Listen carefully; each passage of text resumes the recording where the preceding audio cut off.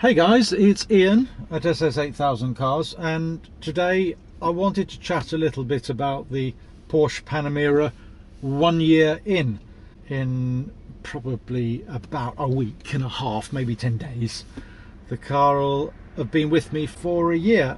I thought for those of you that use them or are thinking about buying one, it might be useful to do a sort of a recap of some of the, I did quite a few videos earlier on, but a recap of some of the benefits and some of the disadvantages of owning a Panamera e-hybrid.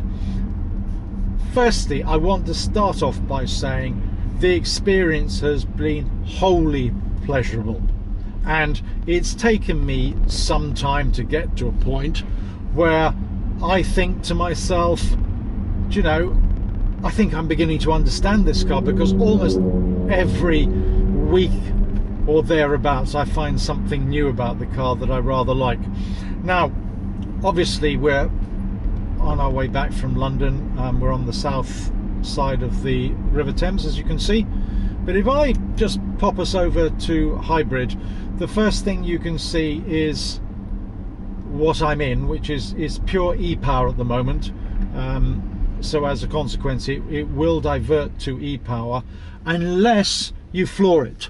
Now, if you put your foot down, it won't hold e-power, it'll bring the engine back in, whether you're in designated pure e-power or not.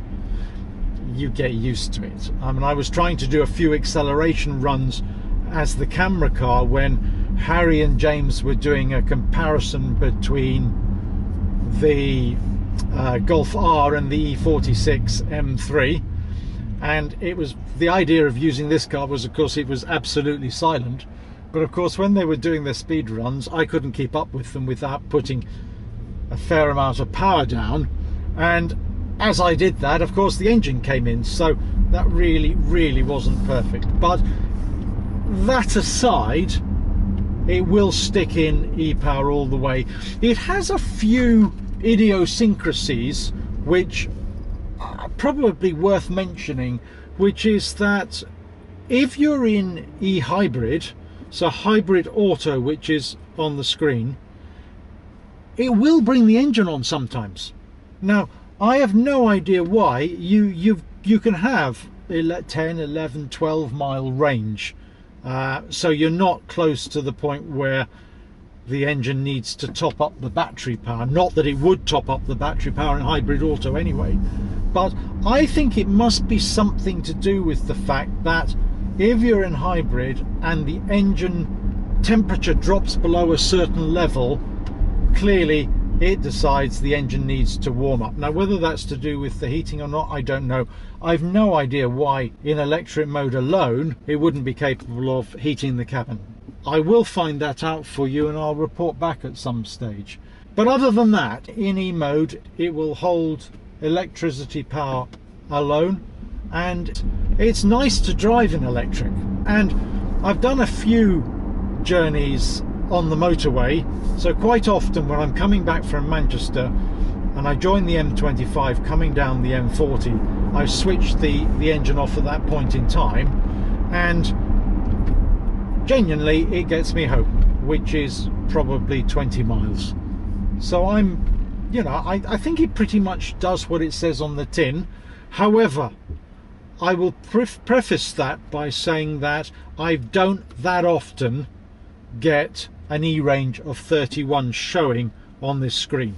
Now, this morning I did put it right up and it was showing 21. So I know that depends a little bit on the type of driving, but on Monday, Tuesday, Wednesday I went up to Manchester and came back from Manchester. I would have expected that to give me a range. Now, I don't know whether this is going to be a problem going forward, because I have seen 28 out of the car.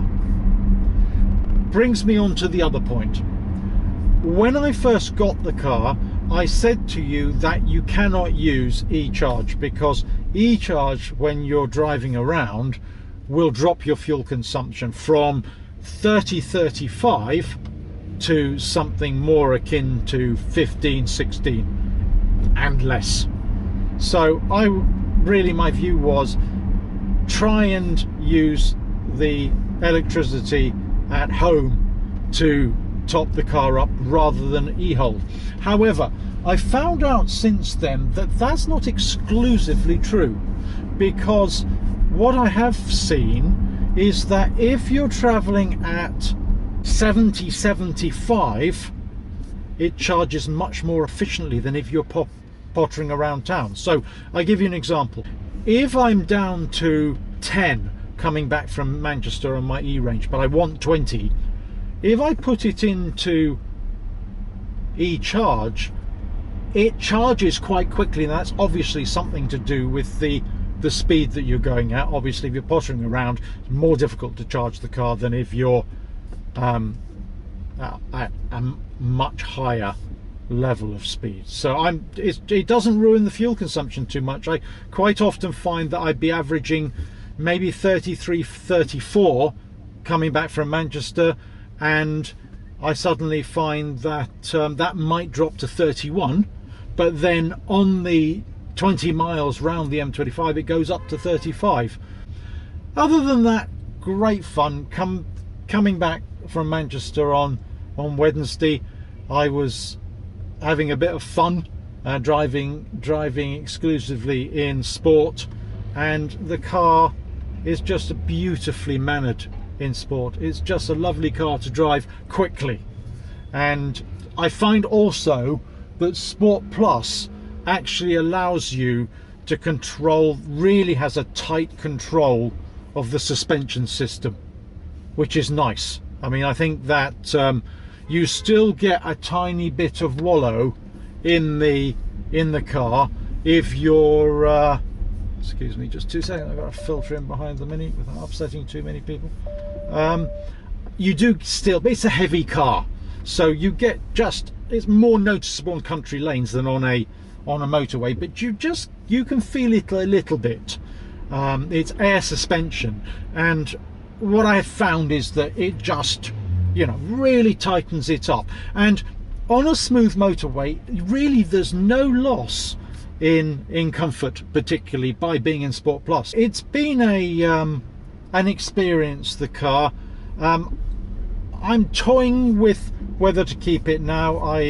As you'll see from a video, I've looked at the new Aston Martin DBS Superleggera, which is quite a machine, but ultimately I have to say not as modern as this car. I mean, obviously the DB11 is based, the DBS is based upon the DB11, and it's using an older generation of electronics in the car from Mercedes. Obviously the Mercedes tie-up's been important to Aston, but I know that the latest generation Mercedes electronics and screen formats are much more sophisticated than the existing, and the Aston will benefit hugely from getting the next version, because compared to the layout in this car, it's quite limited and less intuitive perhaps, but the car is beautiful. You know, I have always had a very slight reservation about the interior of the DB11, and by and large that's been carried over, but it's a beautiful car. I mean, I honestly think, and I'm always like this with cars that I like, but I think the best looking GT car on the market, no question, for me, it's taken the DB11, which I always thought was already a good car, and dialed the wick up. It's just fantastic. So bringing back the point on this car, my feeling is a little bit that this is the latest and bang up to date electronics and instrument layout, and you know, I just love the way that this is set up, from your apps through to your nav. I love the nav. I think the nav is absolutely fantastic. Not dissimilar to the Mercedes screen, but I slightly prefer the Porsche setup. It's beautiful. Again, I have a very slight reservation about touch screen. Now this is haptic, as you know, so even although there's no button, it makes you feel like you've touched a button, which is helpful, but you still have to take your eyes off the road. And I always think that anytime your eyes are off the road, there is a risk. And the other thing that Porsche don't do is they don't do heads-up display. Suits my purpose perfectly. I do love the idea of not polluting the atmosphere when I'm in central London. Obviously the Aston doesn't allow that. Now, the other car that I was looking at to replace this is potentially the new Bentley Continental GT. Lovely car, and I hear they may well introduce a hybrid version, but we'll see.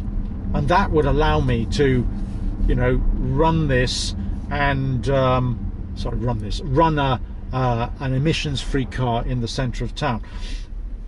Bringing me on perhaps to my last point is, I've already said I've never had 31 miles out of the car. It's more typically 24, I would say, on electric mode. It's not enough. Now you can charge in London, and I do, and that's fine. Then the whole journey's electric.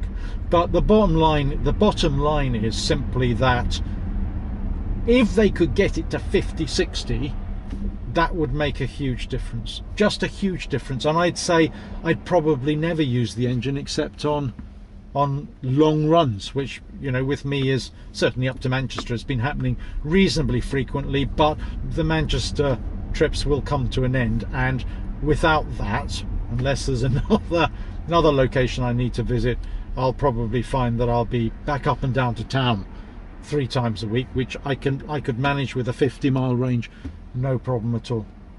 All right guys, well, I hope you find that of interest. It's just a great car. I cannot recommend it more.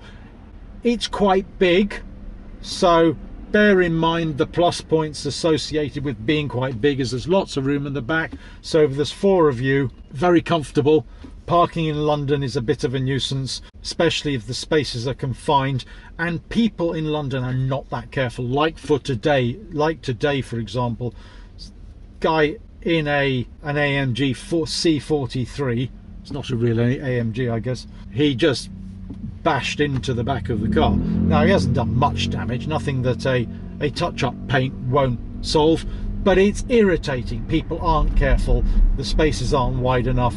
If you have a smaller car like an i3, for example, that won't happen to you that much. All right guys, well, hope you found that interesting. I hope you found the experience interesting.